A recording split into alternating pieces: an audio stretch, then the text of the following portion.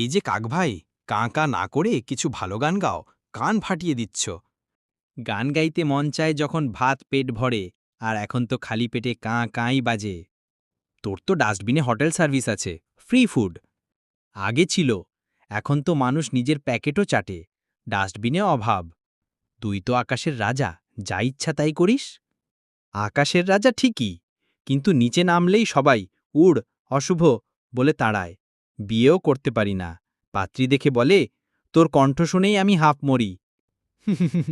তাহলে প্রেমে পড়া কাকও আছে নাকি? আছে বই কি। একবার একটা কাকিকে বললাম, তুমি আমার ডালে বসা খুশির পাতা। সে উড়ে গেল, বলল, তুই আমার লাইফে লো ব্যাটারি।